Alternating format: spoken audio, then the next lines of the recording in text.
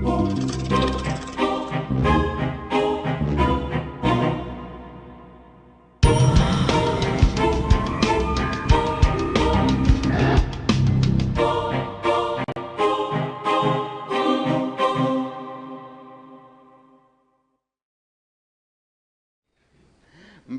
nnyo abalabi ba Bukedde TV mwenna musinzire okutulaba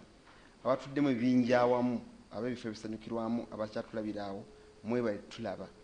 tutuuse ne programu olwaleero era abagenyi bange bamaze dda okutuuka omu yekka yabulayo naye abalala amaze okujja okuva akalulu kaggwa ebyobufuzi byeyongera ebbugumu buli lukya lunaku olukya ebintu byeyongera amaanyi abamu ku oludda oluvuganya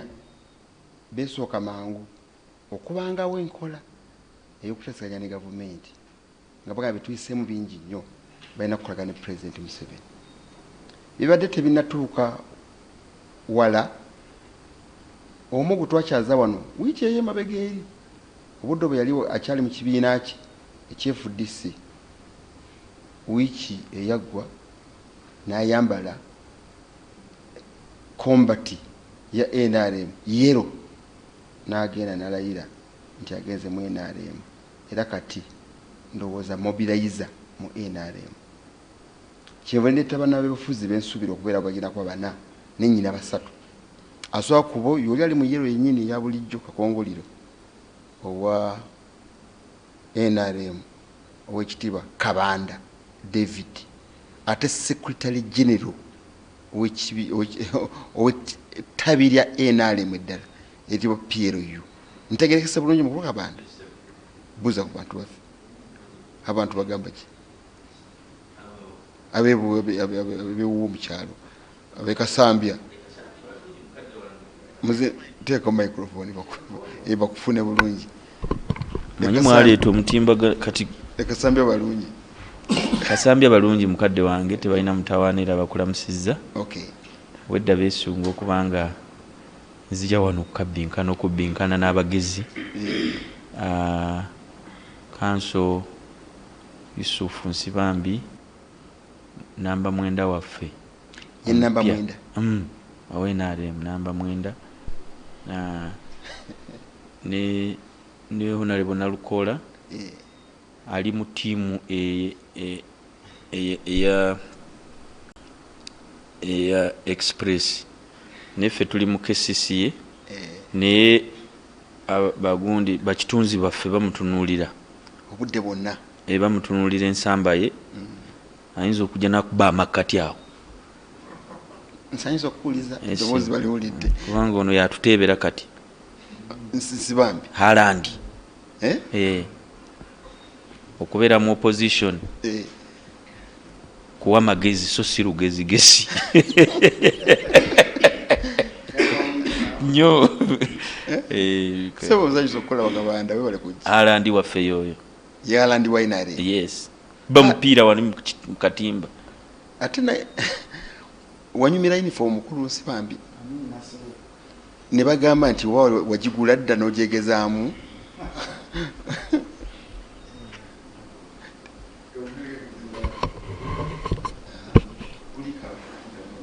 esebo abatulaba eyo mwenna ku TV yaffe n'enganzi kabulu kano kataddemu ne essaawa yonna kafeedinga jagadde okujja wano ababbulu mbasiibule naye ndaba tekakyantuuka kayero kano ak'omunda kano ndaba kekasaanye okugenda mu maaso mbeebazizza ebbanga lyonna badde mutuwuliriza naddala mu ngeri eri ey'okubuguumiriza naye twasazeewo nga bwe twasazeewo katufuna omukisa abamu tujja kubannyonnyolako mu kaseera akatono naye tubasabira naddala muto wange ate muyizi munnange ate mukwano gwange mu kiseera kino ekyekisiibwa ateeke ekyenyi ku dimwa asabe Katonda amuluŋŋamye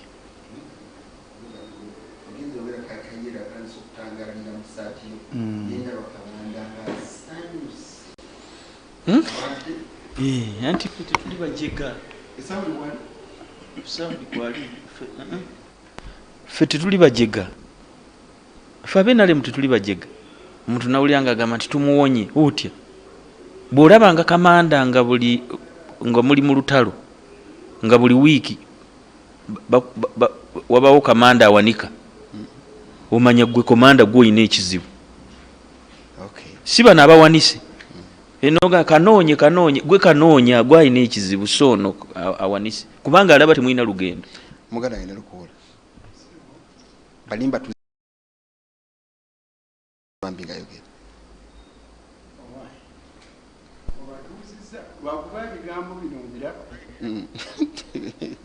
ebigambo tebiyuza dookooli naye sebo bw'okyaza omuteebi wa bannaffe omupya n'oleeterako n'omuwandiisi wa PRU owa General Muhoozi mbakuba mutiitiizi singa kati mpitaawo nga nziruka taata naye sitidde tujja kwogera ebigambo omanyi bwana Sserugga buli omu ayogera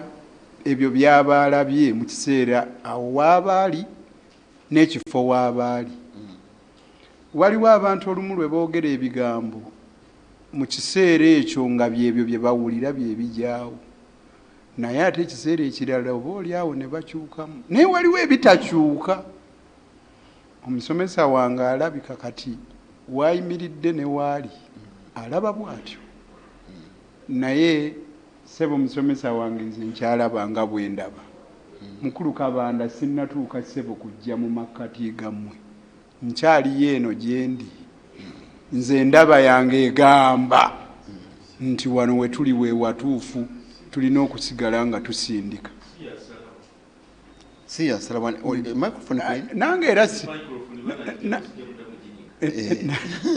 nange siri mu kuwakana wabula nzikiriziganya bwe nti baddembe okulaba nga bwe balaba nange nga ndaba nga bwe ndaba naye nti naye walabako ng'olina galubindi zaali za Democratic Party bwe zaziyimbaala n'oziteeka wabbali n'oteekawo galubindi endala eza NUP waliwo ebyagwawo nzize mbinnyonnyola ebbanga eriyise bakitunzi bamukansa ebyagwawo ne munnamateeka omulala ayingidde kati olabira ddala nti ziba kubanga mifumbi singa nfubutuka kuba kati ate ayingidde ate ye munnamateeka era wajje n'Omuhoozi naye olwaleero wakikoze otya ssebo okunyimbulira ttiimu eno ey'abantu abo nga bonna enkuba empaawaanya gye bawaawaanya efaanana bwetyo naye sijja kutya ssebo Honorable Mukasambidde mbadde ndi wano nga neewagira omanyi bwe kijja mu kubaganya ebirowoozo tekiringa ali eri ku lukuŋŋaana lw'ebyobufuzi wano obeera mukattukako eri abo eri mu lukuŋŋaana lw'ebyobufuzi bakuwagira n'oddamuko ku maanyi naye wano olina okwewagira wekka omanyi bagamba one man with courage is a majority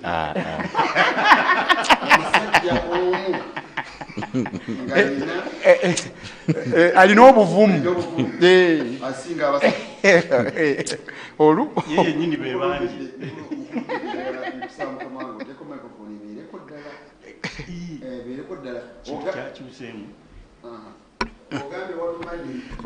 one man with courage is a majority kintu kyakyuse mbadde ninda saawa ziri paka wenzizemu keberako nenga nedda zino ndala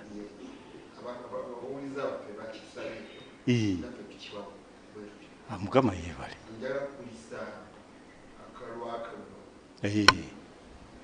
kulisa akalwa akaggwa nti nali sikulabanga nti nali mmanyi nja kulaba nga osiiwuuse naye tolabise bubi nnyo n'ogamba omanyidde abantu abakulonda aba baasoma abamala senior 6 bakulonda nze nayogera byafaayo byange neŋŋamba abantu nti ekyamazima kwerinda nze nagamba abantu nti bw'otunuulira ebyafaayo byange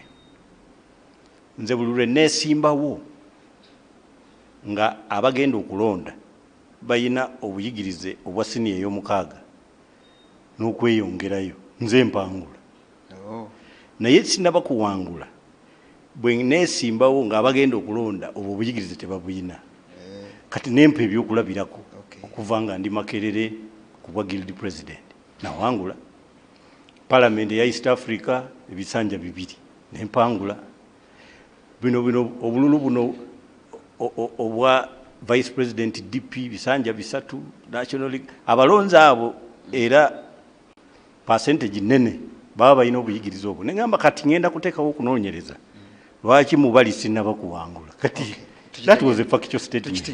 abatuuliza mutegedde mukulumbidde kyagategeeza nyakanekera mukulu Sibambe w'ekitiibwa nasemba okwogera naawe nga byogera byonna byali bikomako mu kkubo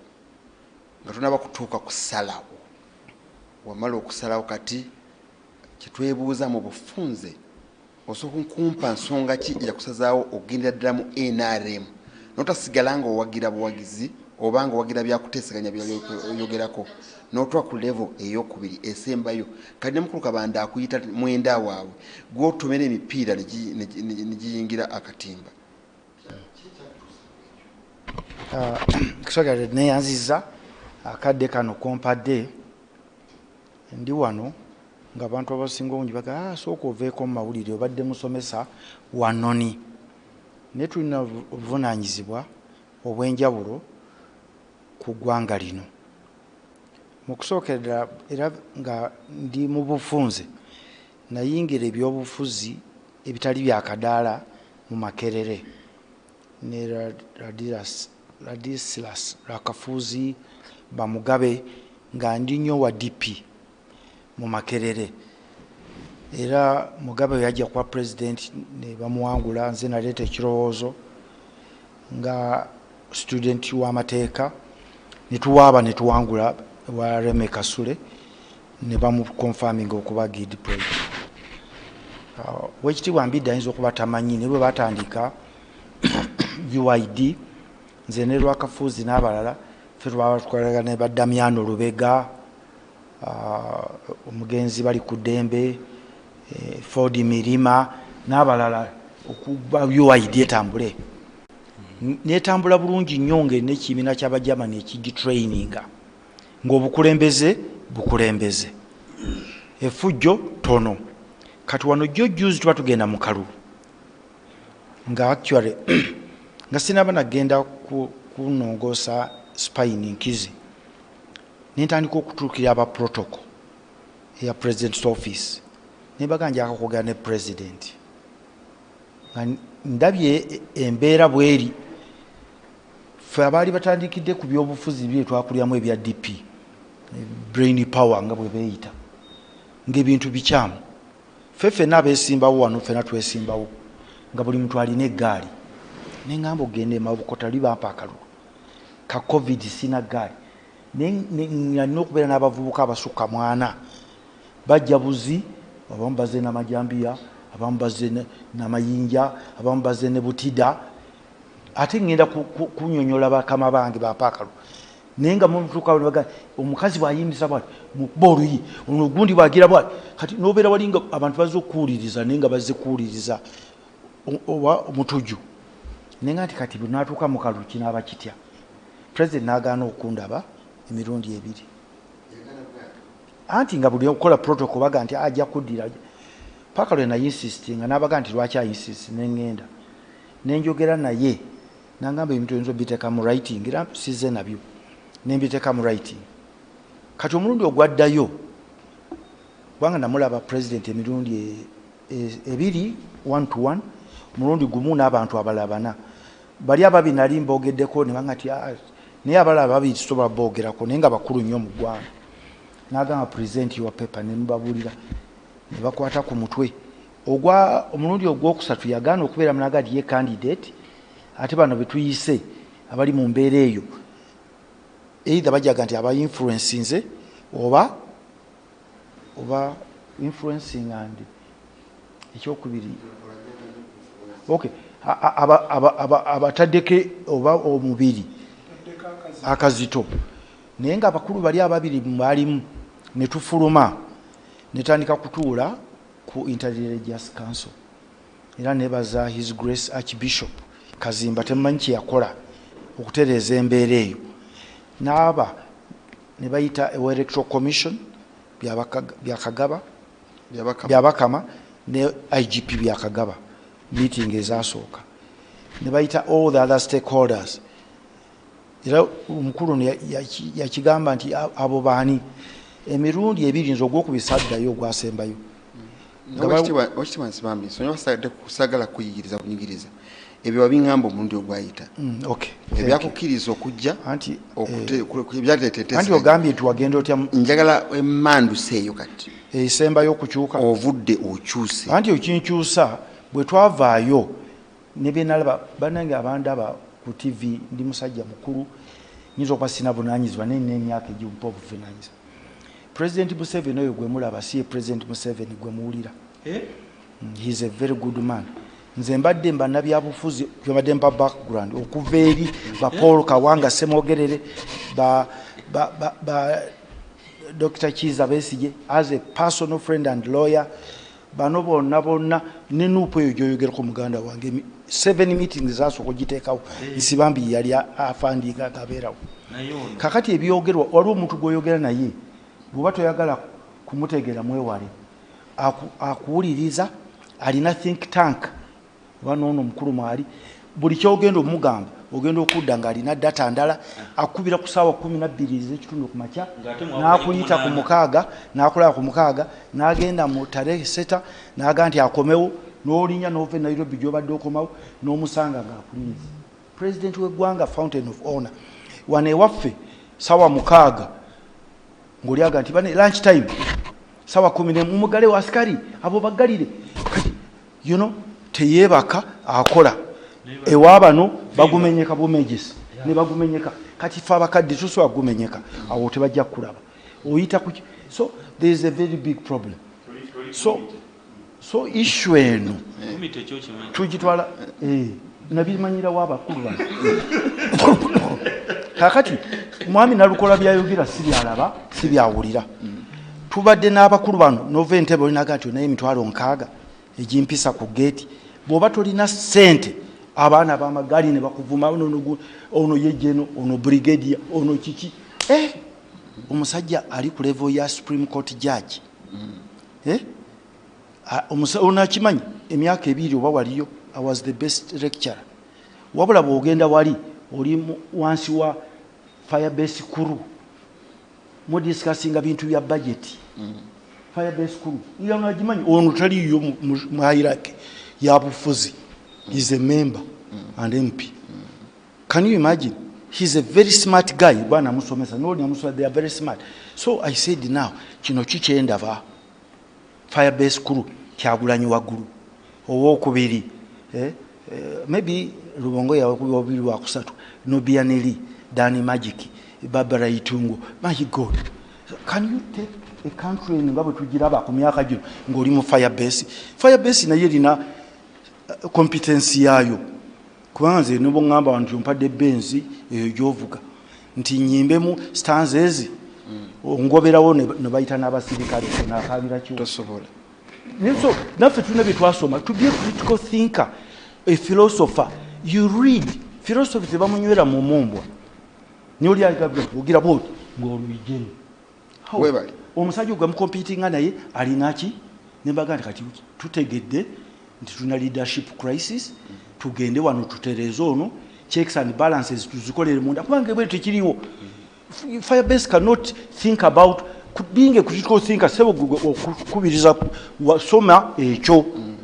so politics tebamunywera mu mazzi tebakuba nsaasi so zokugenda balaga nti agenze kulya ne bwemba ngenze kulya amwe Uganda but obuweereza kikikulu gwe lwaki olumu anyanyiza okulya kubanga nange bwendya ngono bagayi kati ngonyirira luli mwembadde obubi obadde towulira bubi niyo omusomesa wabwanyira is not a problem wabula omulimu gwakola ki era bino blackmailinga ne batisasira ne bafuna abavubuka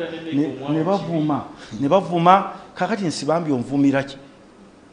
byenjogedde bibedde bya musana and I'm telling you mukulu Serugwe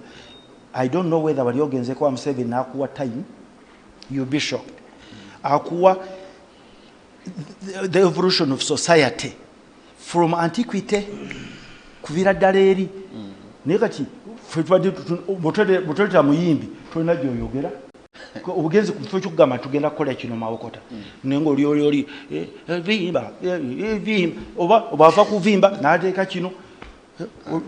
Tuli mu parliament ne shadow cabinet, we have never sat even a single day to discuss something tangible. Buli ajabuzi tusanyiningawa eyo mbo minority opinion tamanyina kyekitegeeza. So kisebo mukama wange briefly nina bingi zekyanyingiza nga ndaba we are misdirected, tubuzaabuza abantu, tubabugumya, tugenda bateeka mu crisis, eggwanga lino yako omuliro. Webale nnyo omukulusi bambi n'otuwa ebigambo by'otuwadde n'omutima omwamufu. Ndowooza abatulaba ku Bugere TV mubigoberera bulungi. Osobola okuteesa naffe bw'oyita ku ssimu yaffe ey'omungalo yange gy'okubake tokuba ssimu oweereza message 0772 15 75 ne 0702 15 oba noyita ku mikutu gya Bukedde TV akabinkano. Kamala okuvaako ewa eryawasembedde ddala naye namula ayogerako ebintu byayogerako mu kulumbidde mu budde bwa campaign ng'ayogera gwawagira nendowooza mukulu Nsibambi byayogedde naye byokkiririzaamu tukulinde bagenda kwambaza wiiki eno.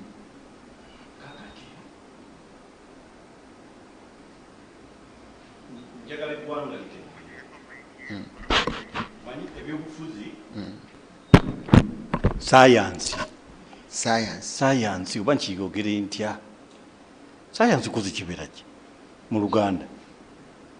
si bintu byolaba obulabyawo n'ogamba okitegedde biina ebyomunda bingi.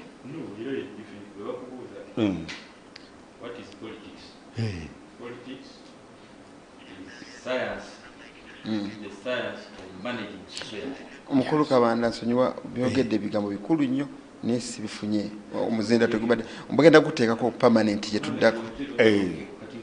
kati okwoyo kyoli mutuufu kati mu Uganda bajja kuteekako mu budde obutuuse. Leka kutabangula Secretary General. Kati mu Uganda onaleba mbidde mutuufu ne bakubuuza basomesa political science ku university what is define politics. You say politics is the science of managing society. Kati wano mu bintu onaleba Nsibambi byayogedde ekisooka byonna bituufu. Kankwongeremu katono sikuteeba buteebi. Politics sikuteeba buteebi. Bannabyabufuzi babiri omu bw'ajja n'akugamba nti enkuba etonnya n'omulala n'ajja n'akugamba nti omusana gwaka kati gwe tokkiriza keberayo naawe keberayo kati awo ojja kuba otegedde bulungi embeera entuufu. Mu Uganda tulina ebyobufuzi kati bya mirundi ebiri oba oyagala oba toyagala. Tulina bye bayita disruptive ne constructive. Oba ebyo mbinyonyola ntya waliwo ebyobufuzi ebyokutabula byo nga byakutabangula kuzoganya ndoza bwe nandikiyise ne wabaawo ebyobufuzi ebyokuzimba kukeberayo kwebuuza kulabira ddala ki kwegayirira okitegeera kusaawo kitiibwa. Kakati ebyobufuzi ebyo oba twagala oba tetwagala bigenda kukula mu Uganda mutuuke nga mulimu ebibiina bibiri oba oyagala oba toyagala naye ngaebirala mu ebiri nga bwolaba America waliyo ebibiina nga 98 naye tumanyiko bibiri abasinga Democrats ne Republican naye eriyo ekibiina nga kirina kansala omu eyo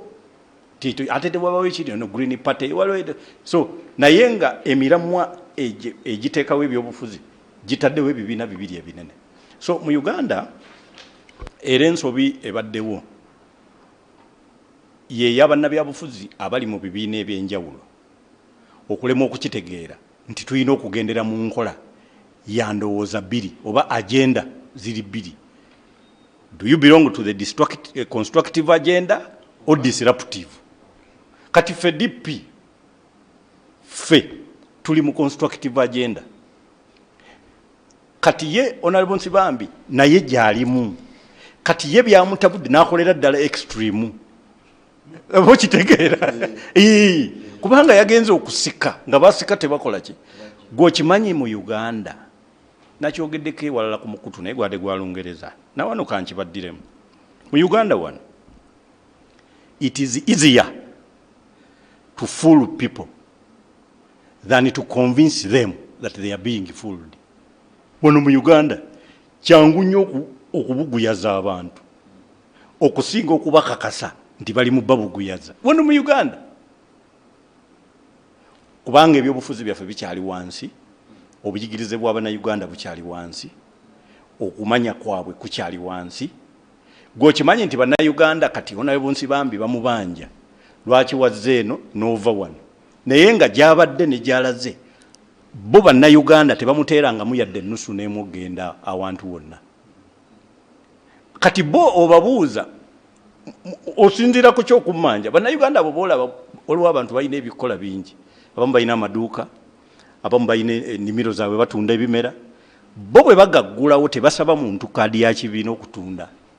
wa movement ajja n'agula nowa DP nowa NUP kati bo beerabidde nti zino opinions z'otunda nazo toyina kusosola kibiina kati bw'ogenda nga Kenya abantu be bayimirizaawo ebibiina by'obufuzi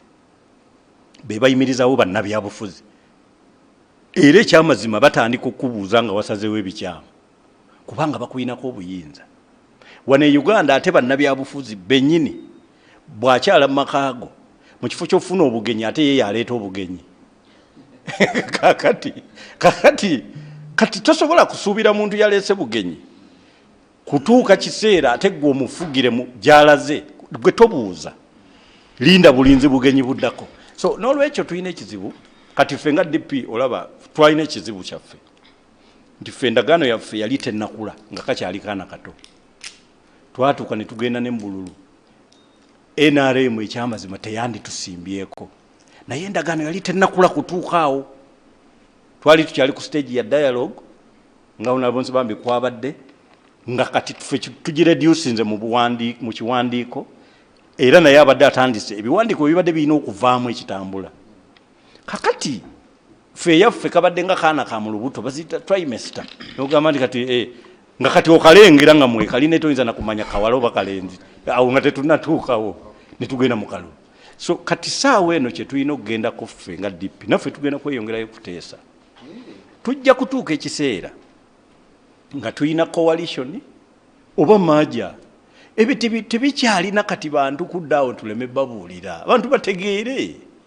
ffe tetukyasobola politics wagenda ku street batukube tiya gas nga bye tubanja oli agguddewo nagaa mujje mu biŋŋambe kati nze ndi musajja mukulu nsomye omusomesa wange wuuyo diguri nina 3 kati tosobola kuŋŋamba ebyo naye bwe ŋŋendayo ne mugamba n'agaana yi report ngireeta butereevu mu bantu nti bino yagaanye okitegeera kugamba tubeere beerufu n'olwekyo bino byolaba bino abantu bibasattira kati abasinga bagenda bikoowa biringa bolaba akadodi omanya akadodi ako kamenya nnyo nga batandise okukatikka ku pickup wano mukagoberera osobola okutambula kilomita 10 n'ezi naye obuzibu bwe bujjira nga kati biwedde bakatikka bwe bati lwotegerera olugendo lwatambudde kati tutambudde olugendo olunene ng'abaludde oluvuganya ekyamazima kati bali mu katikka saawa eno bw'okuba ttooki kati ffe ababadde ebyobufuzi ebbanga eddeneko ffe tutandise okutegeera obuzibu obuliwo abakatandika bubagoba bugobi kadodi bubagoba era embeera gye balimu nga mmaliriza twagirimukko nga naffe bwe tulowooza kati njagala okutegeeza ffe abalengerayo abaaliyo ne tutuukayo kakati ffe twagala obbagamba nti naye kirabika bino tebisoboka bwe twajjira wano njagala kumaliriza nali wano ne bannabyabufuzi nga bagamba ono mbidde bano batidde buti batuyita n'aba apologists nga mbagamba nti akalulu ke tugendamu nga omu ku beesimbyewo ye yalonze abagenda okukabala n'okulangirira awangudde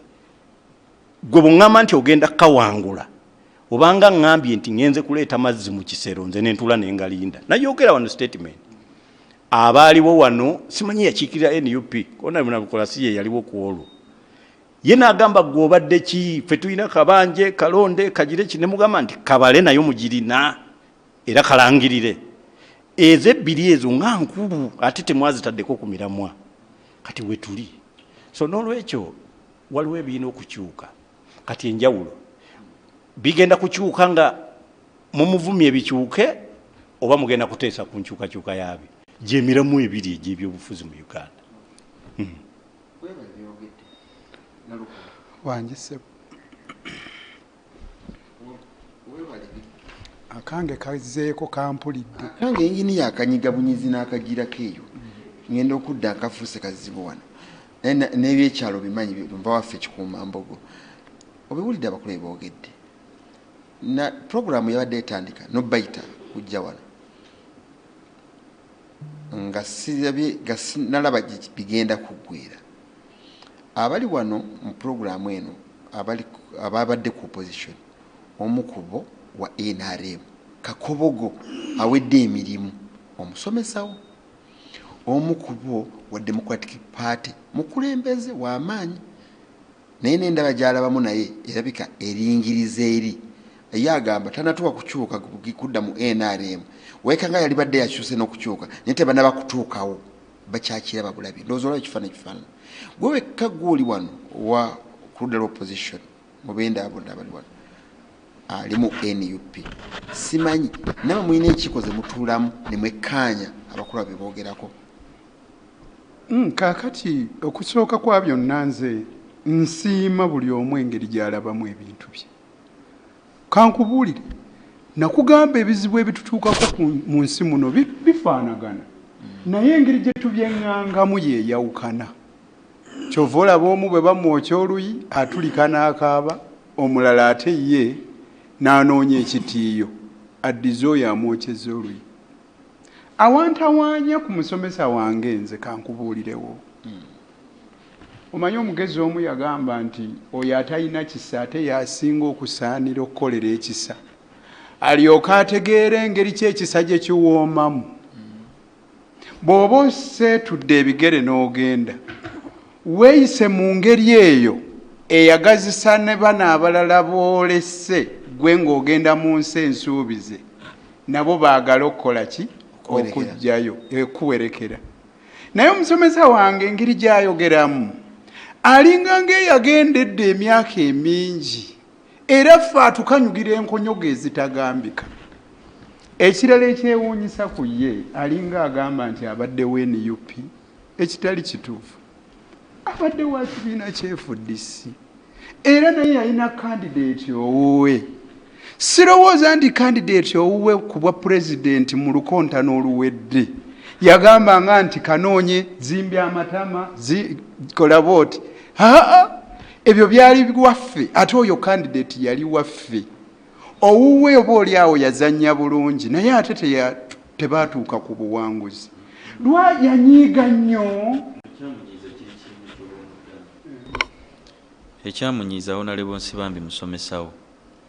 yasuubira nti kandidate wo concentration ye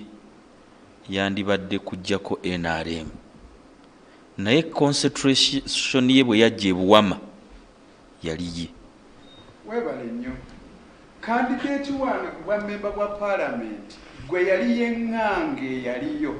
yali Honorable Yusuf Nsibambi. Kandidate waffe ow'NUP ku bwa president ye Kyagulanyi Ssentamu gwe twamutumako okweŋŋanga yali General Museveni. Nange munnange waliwo eyajja okunneŋŋanga ng'ava mu NRM. Ebyo ebyabwe biriroko. Y'ono Honorable Yusuf Nsibambi tabangako ku bakandidate b'NUP era tabangamu mu abo be bagamba nti zimbya amatama zimba mu booti kola mu booti. Ebyo ffe twali badde tukaayana okiraba ti lwaki kandidate waffe atugambye okukola bwe tuti. Naye nze neewuunya nti ekyamunyiiza kya NUP so si Nandala Mafaabi owe-FDC kitegeeza nti missoni ye byonna gy'atambulidde yakweŋŋanga NUP so si kweŋŋanga mbeera enzibwa eggwanga lino gye likola ki gye lirimu. Waliwo engeri nnyingi ez'okubaagamu embuzi. osobola okugiva ku kugulu, osobola okugiva ku bulago. Waliwo n'omweya w'amagezi yali mugenzi kaakati omulongo Paulo Kato Lubwama yagamba nti bwe muba mwagala okujjako NRM yakyogera amagezi ago yali agawa DP ngagamba tuyingire NRM ffenna osiraba bwe tutuuka muli tumale tugiwambe. Honorable Mbidde towulirangako ebirowoozo ebiringa ebyo eryo nalyo kkubo oli yalikola ki ate nga naye alina ensonga ze zakuwa kuba omanyi nti waliwo abantu abamu bakyuka okuva mu kibiina ekimu okudda mu kirala newesanga ng'afunyeeyo obukulembeze ng'ate eno gy'abadde tabukola ki tabufuna. Olumu nno ne twebuuza aba yakayingira ennaku ntono neyesanga ng'alidde agafo. Kyova olaba nze bukyansala okuva mu DP bwe nayingira NUP ndowooza tekyewuunyisa okubanga sinnaba kubeera nga nze omu ku abo abali ebifo eby'obukulembeze mu NUP nemba nga ndi memba naye natumwa omulimu gw'okubeera memba wa parliament so okubeera ku lukiiko olukulembera olw NUP era nze ekyo sikyewuunya ajeruli sebo era lwe lwateekateeka ebyo ebyakunyiiza engeri gy'olirooya tubulira akawaayiro we bakagira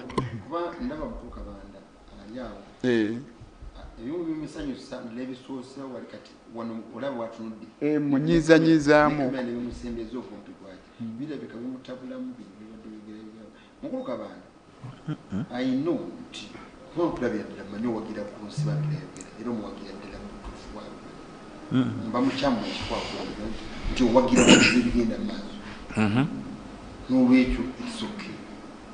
sogera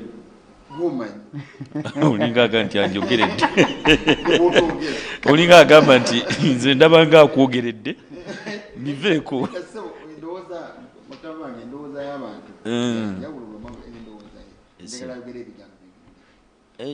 nze sebo mukadde wange saagala mukulu Nalukoola ansonyiwe okumuteesaako kubanga ekyamazima twaze ng'omulamu ogukola ki weeguli naye saagala wabye batulaba naddala ku musomesa we ono ng'alinga agamba nti decision gye yakoze byagikoze nga takoze kwefumiitiriza. Mu busiraamu omuntu yenna bw'akutwala mu mbeera ey'okuba nga wasaze oba n'oyogera nga teweefumiitiriza kibonerezo kinene. Obuteefumiitiriza omusomesa wange sinze nkyogedde no oyagala kumuteeka mu mbeera nti bwe yadda agenda okusalawo teyakoze kwefumiitiriza. Sinnakyogera musomesa obaddewo nga njogera naye okay fine naye njagala omuwulirize bulungi era omutegere by the way kino kigenda kutuukako gwe onkolimira nkubuulira amazima. Waliwo omunnamawulire bamuyita Kazibwani Dokita Kazibwe yavuddeyo n'agamba abantu abo ab'NUP nti ebyo bya European Union bye muli mu kwewaanamu temuli nothing tewali kigenda kubeerawo kubanga ne kali akalulu bwe kaggwa era omukulu yagendayo mu European Union yajjayo ki n'abagamba Besigye seasoned politician sijjukirayo emirundi gyonna gye yagendako luddawa mu European Union Parliament ndi agenda bannyonnyola n'agamba datu eyo eringa WhatsApp group ey'oku kyalo. European Union is like a WhatsApp group anti-parliament kyakugamba naye bwe yamaze okuwa opinion ye kye baamukoze abo ab'NUP kalaba olutwe katuliddemu olukwe gwe wa muri ku rutinga diri wali omugambi nti najja aboogere ono kyali mukutegeeza nti bw'olaba ng'omuntu ayawukanye naawe mu ndowooza engeri gy'omuyisaamu ematalinga ku kiki kyalina okuzzaako bwe mubeera nga mwenna muli mu position nga Honorable Nsibambi bano bonna ffe twamunoonyerezaako dda kuva mirembe gy'abakiyingi ono yes nga tumumonitalinga n'agenda e Nairobi n'akola enkiiko n'abo bakasozi ono yabali kurutinga nga tumumonitalinga n'agenda n'eyo mambuka yes he's here kati yakyuse nsobola obyogera ne ba presidents b'ensi zino ezetwetolodde mu East Africa nga tebanabeera ba presidents mu biseera ebyo nga bali mu bifo birala ng'era badiringa n'ekiyingi ng'ono y'omu ku bacoordinating enkiiko ezo ba Gaddafi abo bonna bwe yajja wano n'ebirala saagala kubyogera bingi nnyo byesaagala kumwogerako wano bw'abeera nga abadde ku musingi ogugamba nti twagala kuteekawo nkyukakyuka era nga mu lukiiko lwatuula olwa people power not NUP ono he was there he was there yes he disagreed with Besigye nga y'omu ku bagamba Abedi Bwanika okubeera ku radio okwo ng'aga nti Besigye your time is over katugezese omuvubuka ono this one mbadde kusaba kamala kumaliriza ujja obaka buno tujja twongerezeko abantu wenyini bukomo ojja kutandikira tukoma obulango wanubu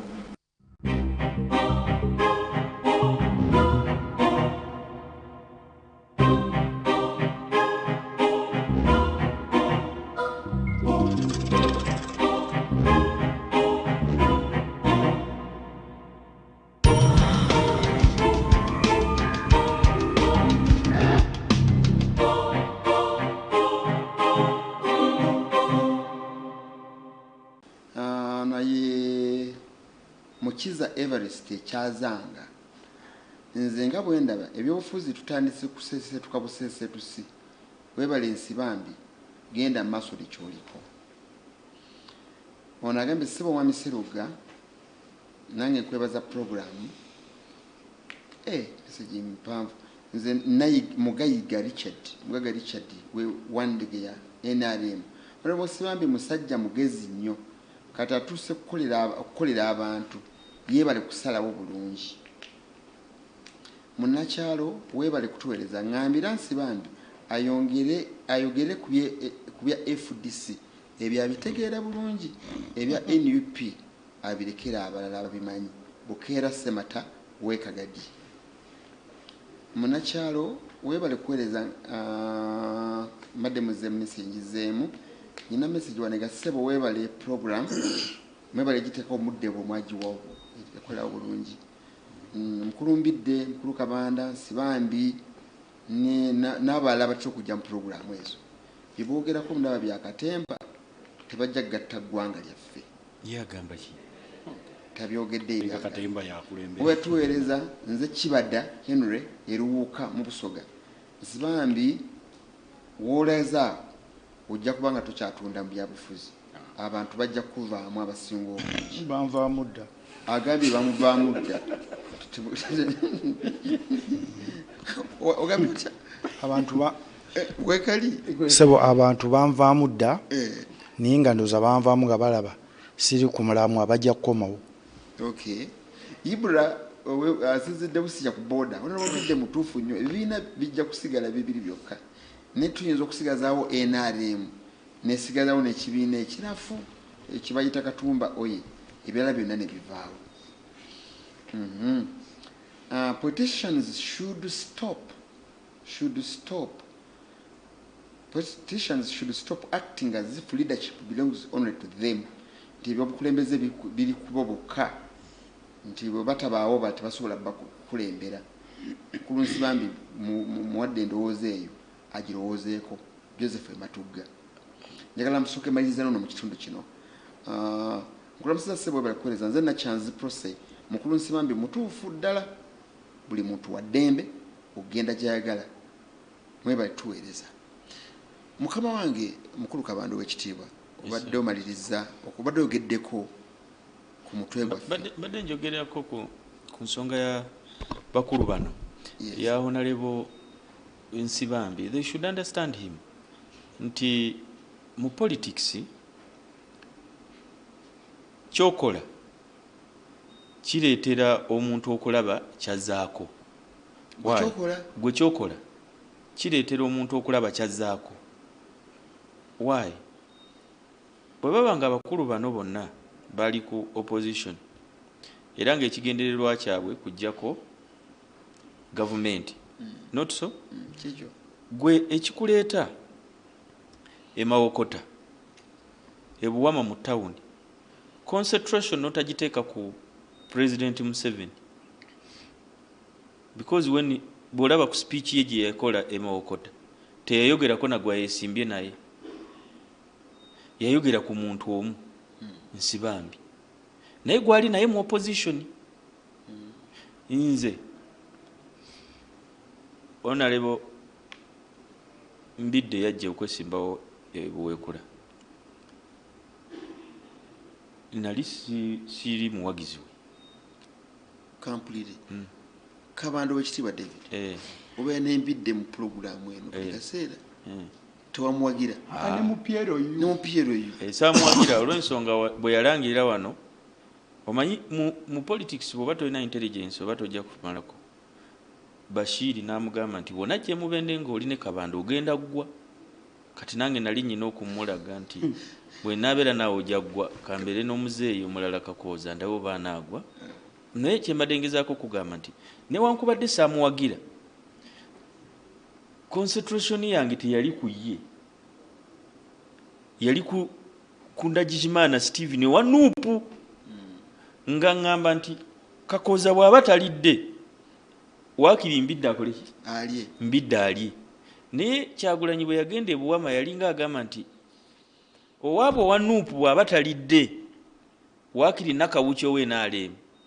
alye. Obunkenga n'agenda e Masaka n'aga nti Kuteesa bw'aba talidde waakiri Robert Asiimo ow'NRM y'aba alya naye nga si Bwanika. Javira Nyendo Mukunga bw'aba talidde waakiri omukazi omulala y'aba alya naye nga si Mpuuga. Now odde ewaka no reflecting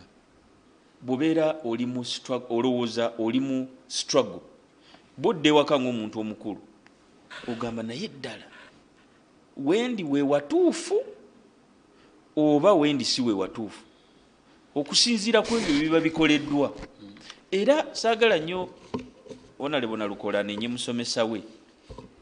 ebikolwa ebigenda okukolebwako Honorable Nalukoola ng'ofunye disagreement n'ekibiina kyo mu mbeera yonna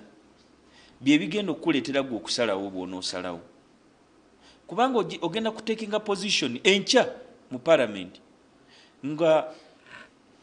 ng'omulangira Kasimu Nakibinge jjajja w'Obusiraamu akuyise gwe naga nti mbadde njagala bw'ona ogenda mu parliament enkya olonde bwoti nkulayirira. Nakibinge nagamba okuwagira ekintu ne Kyagulanyi nagamba wagira kya Nakibinge. Wuuyo ndi naye wano tayinza kyewakana tasobola kyegaana nti bateekawo babiri omulangira Nakibinge Kasimu ng'agambye genda wano ne Kyagulanyi nagamba genda wano olagawa. Bw'anaagenda okunnyonnyola oli ensonga tajja gitegeera, olutalo we lugenda okuva batandika omuvuma. Naye ate ng'alina ensonga eyesimba esukkuluma ne ku byobufuzi byatunuulidde nti lwaki aba awagidde kiri ekyomulangira Kasimu Nakibinge kyabakoze ki kyabamuwadde. Olwekyo nja kumusaba nti nga tonnaba ku nenyoono sooka otunuulire banno engeri gye batunuuliramu ensonga singa okusalawo kw'omuntu kubeera kubaddewo. Mbadde ntunuulira President Museveni engeri gy'azaavugamu ebyobufuzi bwe. President Museveni si ye muntu gw'osinziiraawo n'omugamba nti Kabanda yakyuse n'agenda mu opposition oba ayogera ebintu ebitakwatagana n'agenderawo ku TV okumuvuma. Ajja kusooka kkubira essimu akuga nti waayi kiki ekyatuuseewo, muga nti muzeeyi waliwo abanyiizizza mu NRM gundi ne gundi bankoze bwe bati ne bwe bati nendabanga babaagala okungoba mu kibiina kyange nti abo baveeko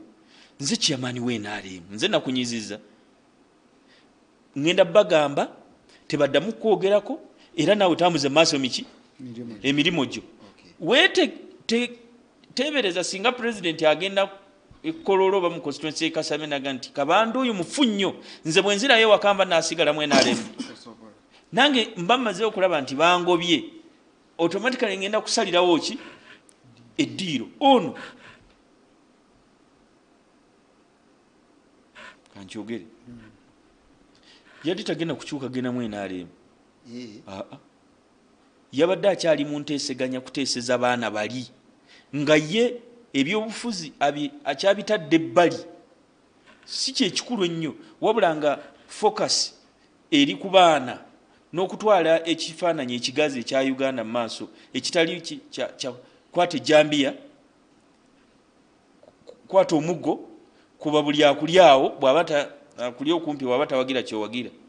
FDC netuula nega nti okusobola nsibambi ono obulungi katumugobe enkya enkeera naye teyamunyiziza NUP nanti nkujira because gwokyali ku NUP yamunyiziza NUP yavaako okugwakwe FDC byaluvanyuma FDC bwetuula emugobe omanyi lumu se bamuyitani ono wekiwatule yani bidandi lumu yali agala kukola ekintu kya Mwai Kibaki omanyi abazungu baali bawaliriza Moyo okuva mu bukulembeze obudde bw'ombulaba nsonyiwa naye ne bamugamba nti ogenda kuvaako naye omuntu gwe twagala afuuke president ye Musalia Mudavadi Moi kye yakola naddeeka n'alonda Musalia Mudavadi nga vice president we abali ku opposition ne bamukyawa nnyo kakati ono Kibaki kye yakola yali minister wa finance naddukirawo buterevu mu press conference nagamba from today I have resigned from government opposition yonna yali kuono nedda kuono bwatyo bwafuuka president kati bidandisali yali agenda ku resigning okukola ekya Kibaki yesimbewo president namuga nti don't do that nze ngenda kuvaawo kubuddako nti kakati engeri gitumaze okukiriziganya nyinayo nazimbye country gundi kiwatule recreation center mbadde nkusaba ojja ogiggulewo nti ddi kikuluku nange naliyo waliyo mbadde mayingana kunyumya emboozi abantu kulwoku tijangu sawa meka nti 4 ziba ziwera 3 n'eddakiika 4 ng'omukulu ali mu kkoona eriweta kunyaze nnyini ng'atuuse bidandi taneetereza kwolwo president yakuuma obuki taneetereza ti president yoze nti abantu tebannabantu bajitu ti ate mufaayo tofaayo wendi wano munfunireyo ka cottage ngira ntulamu era ndowooza waliyo n'atuulamu n'asomeramu akatabo ke abantu okutuusa lwe bajja ku 8 n'avaayo noga nti kati abantu baweze jangu bwe yajja n'akola omukolo n'abidandi kakati era mu maaso Uganda eno yengeri gye tugenda ogitwala mu maaso ndabwa nga ogenda gitwala bulungi mu maaso bidandi naga nti omusajja ebigambo byegedde byo byennyini ajimpa bwe yavaayo ayitawo ennaku ezi n'akola reshuffle n'amugoba nono babadde bagenda mugoba n'ababuuka bwe bagoba oba tokyagenda na kitiibwa kiri kyekyabidandi singa ya resigning yandigenze n'ekitiibwa naye omukulu bwe yamala omukuba ennyondo ekyo kyennyini Kibaki kye yakola right honorable senior cancer mama Mbabazi kye yalema okukola yali agenda no twali naye mu America ku yuna tugenda okuwulira oba yali alina kugenda nga leero kati simanyaawo waliwo ndoza political forum oba bamugamba linda nga gyalina okwadressinga ekawuge tugenda okuwulira abaana baleeta obugudi waiso nabo nga bagize ngeri kakati Nga Ruhanga era bwe yayimirira yagamba nti kati simanyi oba ngenda kwogera nammwe nga prime minister oba or anything slightly different from that. yes But however, let's proceed. Kati twali mu kuziika anzijukiza ewa onalebo mbidde bukoma nsimbi awo mama Mbabazi yajja kwolwo olunaku nagenda ne Joyce Baagala Kabando nayogedde nnyo abadde amaliriza ne Lumu twagendera mu motoka egi tebatuukawo eyali omutaputa wa mama Mbabazi yali Seggona kati aba ayogera Seggona amugamba era yali akyali vague. Seggona amugamba nti abantu bano boolaba abajjudde wano balinze oveemu ekigambo eky'omuggundu yogera nadda mbiri bye yali ayogera when time comes I'll tell you what I am supposed to tell you. Banabukomazi ne baga nti ono alabika ali mukatemba akyali wooli tumalirize njagala kikambo kamukukka owekitiibwa Nsibambi kituufu bali bagenda kugobanga nkya n'obatebuka olwaleero kyokka kyenjagala okufuna kati nze baali tebannaba kumpa baluwa empita naye omuntu gwe baajuwa ogikolako baali babiri ne bagamba nti kakati kino kisoboka kitya ne mbagamba nti musango ki gwe nazizza nti bakyaguyiiya kubanga mu constitution tewali waŋŋaanira genda kulaba president era bayisa olukiiko lugenda kulembera centenary deputy president mu west nga gwe kakati ku lwokubiri naye mukulu Kibuuka tabaddeewo vice chairman anakuba ku lukiiko kakati balukyusiza bagenda ku kyo kyenamanya nga bagamba ku lwakubiri nga kati ku lwokusatu ku makya onanga nti emisango bagifunye misango ki kulabika mu kifaananyi ne president n'ogenda okwogera n'ab'ebibiina ebirala kubikwatagana ku kalulu ng'ate secretary general Nandala yagamba thank you Haji for representing us webale Haji otukiikirira teyakubuulira nti state house gy'ogenda ye yakubuulira kubakiikirira mu nkiiko z'abannaddiini kogwe nze ne ŋŋamba nti ng'omuntu sisobola kukolera mu mbeera eno ne ndekulira so kituufu olukwe lwaliwo olugezaako okunfulumya mu kibiina n'abatebuka yes sibatebuka njagala kiwulira ekyo kikuvumu naye nga ekyankyusa ogenda mu NRM nandibadde nyinza ogenda mu NUP nandibadde nyinza ogenda mu JEMA oba ekibiina kyonna ekira kubanga akalulu kaali kawedde nga neetaaga weetaaga vehicle naye okwogera kwenayogera ne president n'abantu abamu be nayogera nabo mu makaage nekimpaliriza nti kiri ekibiina si kibi nga bwe tukirowooza. Okay, webali nnyo mukama wange mukulu Nalukoola tudde akadde ng'osiriikiridde abantu babyogedde obiwulidde bali bagenda namugoba n'abatebuka sebo obatebuka kitegeeza nti eri naddukayo kwegama nkuba nali maze ebbanga ddene era babadde bandaba ku mitimbakano okuva mu November ne ku radio nalekerawo okuvumirira NRM nga ndaba obulwa buli eno waffe ekyenjagala sebo ntangazeemu ebibiina bino ebyobufuzi si by'abantu ti nze ndi wa NUP nze ndi wa FDC Honorable Mbidde akubulira no bakola renaissance yabwe bagiyitanga batya Revival Crusade nayambala na green era nali mbantu abacontributinga nze ebibiina vehicles za democracy the checks kati FDC senga nze nejyogerako wano byandibadde biyitirivu nnyo nze ndowoozanga kati etakyaliwo NUP njogerako sirwa jogerako nti sirwa NUP era emikolo gyonna egya NUP gyonna mukulu Nalukoola kankubulireko nga n'abatulaba sente si kikulu saagazoogerako naye amaanyi ge nateekawo okubanga NUP weeri senga saalinze Nuupu teyandibadde. Njagala Lewis ajje wano,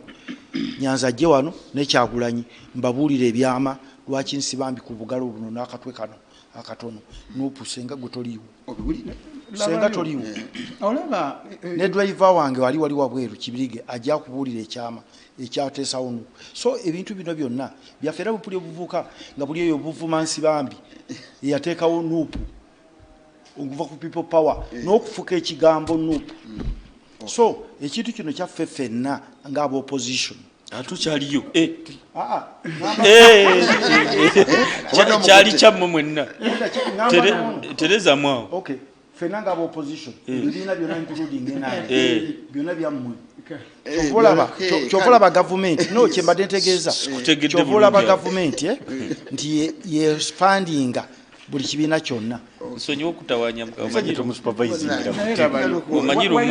omanyi lumu pulezidenti mu 2016 nsonyiwa twali Kabaale eyo nga tugenze kunoonya kalulu. Twatuuka eyo mu constituency ya Honorable Wilfred Niwagaba. Niwagaba oyo bali bakamugobamu NRM naye yali yeesimbyeyo nga wa independent ku go forward naye nga ali popular mu constituency. Kati ne tumugamba genda osabire pulezidenti akalulu ku Kadaala. Natukawo n'agamba amasannyalaze mugalaba enguudo n'ebirala mwebale nnyo mwebalire ddala. Nakkirira. Pulezidenti n'amugamba Niwagaba abantu tebakutegedde bulungi. Komawo. Komawo. Nakomawo. kati sibo abantu tebakutegedde bulungi. Abantu bategeere ndiwe nare. Sinaba kufuka kakongoliro. Okay. Era nayogedde banga wadoze nengamba media police era badi banga benga mugende watodongo. Okay. Sinaba kujikanira bulungi. Naye kyebadde ntegeeza nti ebibiina byonna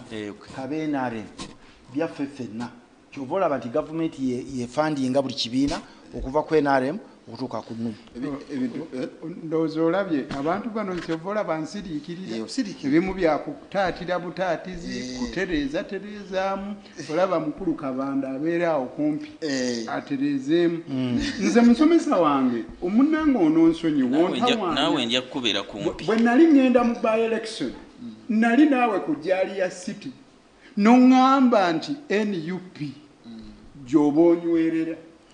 Era n'oŋŋamba ngenda nakubira ne chairman Nyanzi nyongera okunyweza ensonga eyo nkulu nnyo naye n'ebbanga terinnayita libya. Ensonga ya kaadi.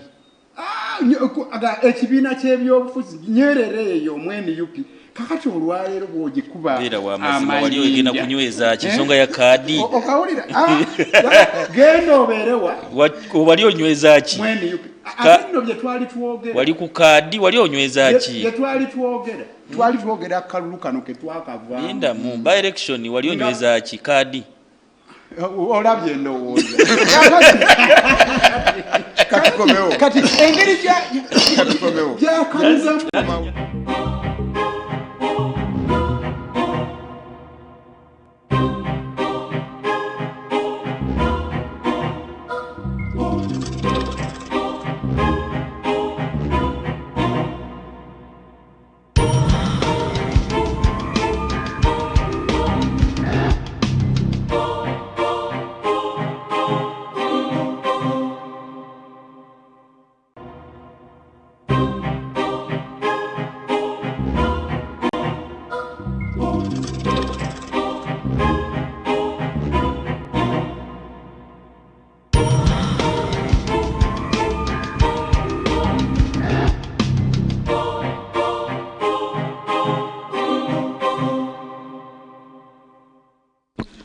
mbebaza tugoberera mwenna mwebalire nnyo ddala tusigaze eddakiika ntono kino kitundu ekisembayo ekya program message nzikozesa mu bibuuzo byange byenkozesa wadde sibasomye mwenna naye amagezi ge mumpangala Sisajja Weriya webale message njirabye mukulu nalukola ine eddakiika bbiri webale nnyo mbadde ndi wano nga ngamba omusomesa wange namwebuuzaako nagaa kankubireko ne ku chairman Nyanzi. Honorable Kabanda abadde agenza ate ye mu tiketi y'ekibiina naye kyenyagala omujjukiza nti mu kiseera ekyo chairman Nyanzi ye yali Ssaabakunzi ow'ekibiina nabwe kito yali wa nsonga nnyo kati omusomesa wange nze si yeyampa nabwe kito ensonga okuginyweza yali akubira Ssaabakunzi ng'alinga amugamba nti nina omulimu eno gwenkoze naawe yongeramu eyo omuntu ono omukole ki omukunge byebimu ku bintawaanya omusomesa wange n'atuuka okubuuza nti otandika otya okubuuza electoral commission DR forms ng'ate walina ba agents musomesa wange amazima gali nti ewajje no Museveni wagenze mu NRM wagenze naye ebintu obimanyi era okimanyi bulungi nti akalulu akakiko k'ebyokulonda nga keesimbo seetaaga na kuleeta bakuuma kalulu nze neesimbawo bwesimbi ne bampa obululu ne munnange gwenvuganya naye ne bamuwa obululu ne babubala asinzwe olw'okuba ono mwesimbu gwe alina obuvunaanyizibwa mu byokulondesa n'alangirira akola ki asinga weerabidde ebintu ebingi ebizze bitukolebwa tiyagaasa omwerabidde weerabidde nti abo bennyini abo bamukulu Kabanda be bazze batuliisa akakanja ne basindika amagye ne balumba ekitebe ekyaffe otuvunaana olw'obutakola bulungi mirimu naye ng'okimanyi bulungi nti engeri ebibiina by'ebyobufuzi gye birina okukolamu emirimu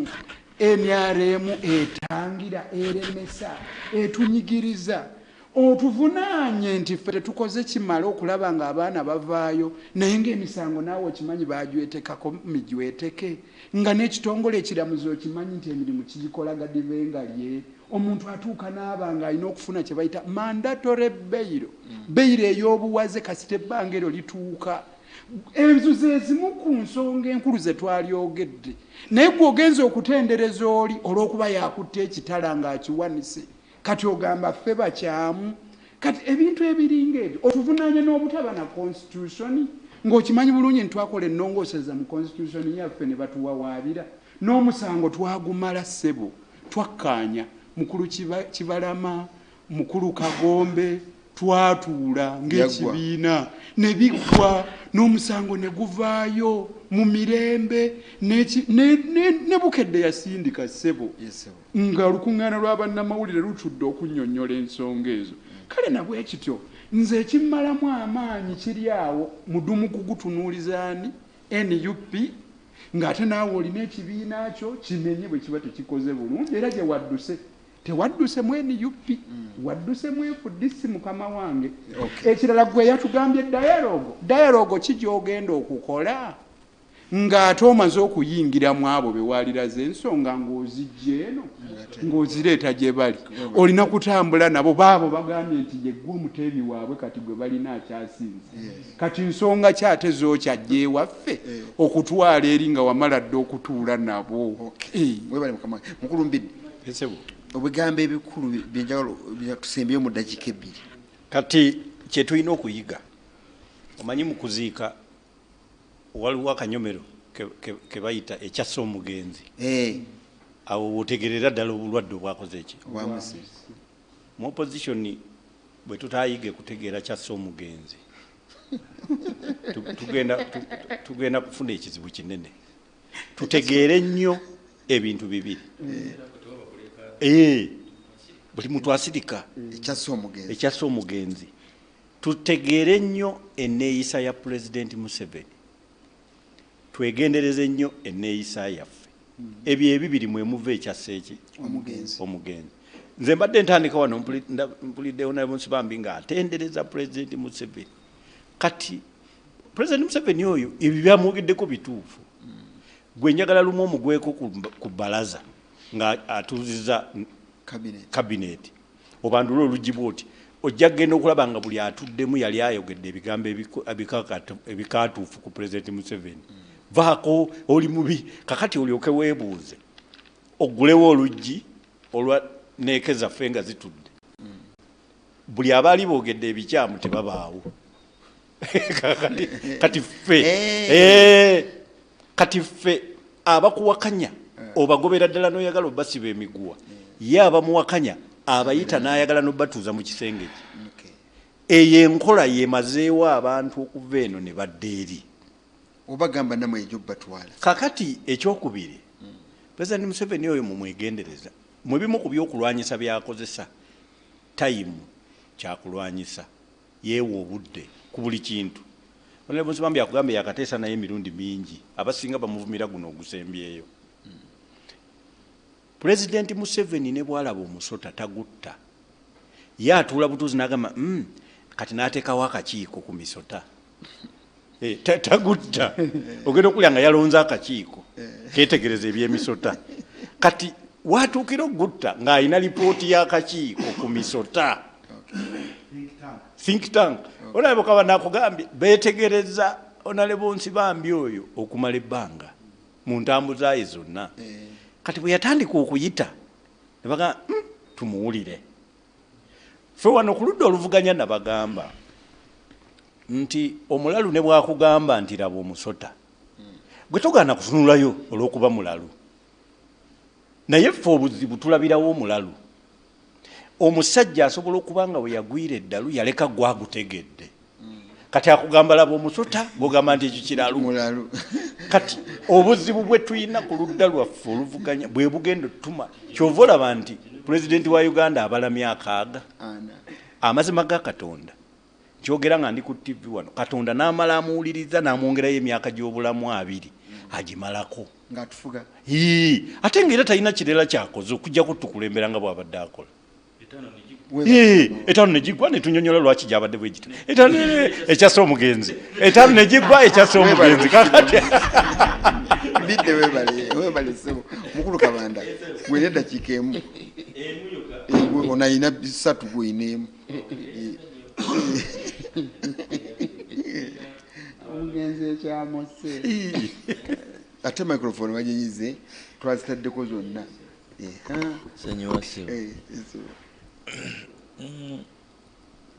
politics kituufu ddala wa kwegendereza na kuyigira ddala. Bobi Wine neka bwampadde dakiika emu neka nkozeseeyo. President Museveni omukulu ono amwogeddeko yasoma movement 3 kati ku movement ezo 3 ye n'asalawo gy'agenda okugendako. Waliwo movement eya Stan Lucifer, waliwo movement eya Nabi Muhammad sallallahu alaihi wasallam, waliwo ne movement eya Yesu Kristo. Movement ya Yesu Kristo egamba nti bwe yali alunze endiga ze 99 yazirekawo n'agenda anoonye emwe yali ebuze. Movement ya Yesu Kristo ekugamba nti yatandika n'abayigirizwa 10 n'abameka. President Museveni bamugamba nga nti tojja kumalako, naga nti ffe tuli 4 tuyine mundu 27. Yesu Kristo yalina 10 n'ababiri. Buli mwaka bamujaguza emirundi 2 ate ne buli Sande bamwogerako na buli lunaku. Kati waliwo ne ya Lucifer. Buli lwa Sande abantu bagezaako okukakasa abantu nti eri wa Sitaani wabi nnyo era wo wagenderako ogenda mu muliro. Kati nga bagezaako okusikayo abaki abantu. Naye buli movement ku zino zonna neya Nabbi egezaako okulaba enaagaziwa etya, naye nga tukkiriza mu Katonda atya twagala enaasinga maanyi. Eya Nabbi egamba nti owasabana ene yeeno waliwo beetakkiriza nakuwasa, ne waliwo ne benekkiriza okukola ki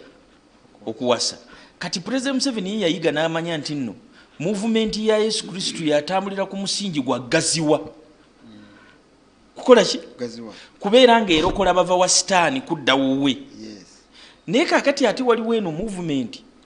yo eyina okuvumirirwa obuvumirirwa yeya Nuupu. Yeri mu kifaananyi kiri nti yo bagibbamu bubbi balokolayo bulokozi. Yo balokolayo bulokozi buli kiseera. Kati Honorable Nsibambi yazaawo ne yeefumiitiriza n'agamba kati ngenda kudda mu movement eno erokolwa bulokozi oba mbeere mweri gye bakakankulamu abantu buli kiseera ng'ate terina na mulamwa naga nti kagende neno movement erimu omuki omulamwa era essaawa yonna movement eyo erimu omulamwa. Tikikwewuunyisa nga Attorney General waffe Deputy Attorney General waffe mu myaka 5 mu maaso ye Honorable Luyimbazi Nalukole webale mukama waffe kulangirira kuba byolanga biraka bikulu mukulu Nsibambi esebo neyanza basebo ne banyaba batulaba tolera mutima agamba ne Allah n'akimpa basebo ne banyaba batulaba waliwo akantu katono nnyo uno yagaana okulowolereza okwo Mungu okulowolereza banno si bitu omukulu Nalukolo kyayogeddeko nti kati entegeragana ya dialogue ekomyewa dialogue eyo teyali yansibambi ng'omuntu twajogerako ng'ekirowoozo n'aba interreligious council era ba stakeholders bangi Honorable Mbidde, Honorable Nalukola, ab'ebibiina ebyenjawulo, ba academia, ba professor, ab'eddiini, ebiyungula nga 8 bajja kutuula ku kiseera ekituufu kubanga Uganda tefanca. Naye kye mbadde njagala okusaba bannayuganda kyekintu ekiyitibwa emirembe. Abaana bempita abaana abali makomera nkitegeddeko leero nga Honorable Winnie Byanyima ayogera nti basuuka mu 282 owiiki ejja babadde bafulumye. Mukulu Nalukola ne bateekawo obubadi w'amateeka nti Nsibambi akyogera ne gavumenti sina President Museveni kuba kivudde wa President tasobola kubata DPP n'amakooti. Abaana bakaaba Honorable Nsereko ankubira wano alina abantu 10 nga bakulembeddwa madaada tebamukkiriza kwogera naffe kubanga sife balooya. Embeera gye tulimu ey'okuvuma tugenda kuva wano Mukulu Nalukola balina ekiyumba kirimu abantu 40 balina akaunti bavume. I think tuteme ku bigere tulowooze Uganda ennene gye twagala efaanana etya tusooke tumale okuteekawo emirembe. Ate waliwo ekirala kyeta political reality oba mu Luganda bakivunula batya amazima g'ebyobufuzi. Basebo ne banyabo ngenda kuweza emyaka 61 mu April mbadde mu bifo eby'obuvunaanyizibwa n'ebitali bya buvunaanyizibwa. President Museveni talina gy'alaga. Gwe ne bonoogenda mu bazungu n'ogamba yabba obululu tolina tare center wewagattira tolina DR form. Kati ate DR form ze musaba Bakaba bw'abanga mubinga bwe mumulowooza bw'anaaziba wange azikyusizza tolina kabokisi k'okuuma bululu tewabaaba nga kooti egambye genda owaabe nga waliwo okwemulugunya. Kati mu bazungu eyo byaki gye yabadde mu bazungu omukulu Kyagulanyi Ssentamu bamubuuzizza nti mu Uganda mulimu constituencies mmeka yagambye 506 yayogedde babaka ne polling stations bamubuuza ziri mmeka tazimanyi ba agents baduwa deploy nga bali bameka tabamanyi ayomba nti byabaka matuwe DR forms ye agent wo mutereze mujjewo amagaali abavubuka mbawe ebyokukola musabe government share national cake tulabe tulatereza bityo okulonda bino bye tukola abamuga nti yagenze kulya ogwo si mutawaana Mukulu Sserugga wangi kubanga ndi muna Uganda okujja mwangenze kubba nebwe mbangenze kuweereza kulya there is no problem njogera Honorable Mbidde mbadde jamuwa sente ne abalonzi bakubamu ebituli biyiti naye waliwo wampa $10 mu parliament awo ngo submit it was very good submit. Yes yampa $10 mu parliament ya submitting nga situdde nakane ngaba abantu bano gye bali abalumire eggwanga so nanyigo $10 tujja wano yes kulwa bulungi nsaba muto wange okakane tokkiriza bakuteekamu kubanga you a very bright boy oyingire ku mugendo gw'okutegeragana okkirize nga bwe mwawadde Winnie Byanyima abeera bright man Winnie Byanyima ali mbazungu mu UNAID ne mu list y'abantu 6 abasibiddwa mugiwe Nsibambi mumpe ti mu myezi 3 awo nja kufukamira ne mukama wange mwebaze muganye chairman tuta abantu bano baddeyeeka ebyo bye mukola ebyobubadi strategies goliroya strategy ku musango wa Dr. Besigye nkya era Winnie yagambye agenda kuteesa strategy gye manyi ddala ya muganda wange Kivumbi kubanga tubodalinga ku constituency muganda munange yabadde ankulya mu caucus egenda muvundizaayo. This one is the one who negotiated for Kabazigulu bange mwebale mubere bulungi banaffe era mwera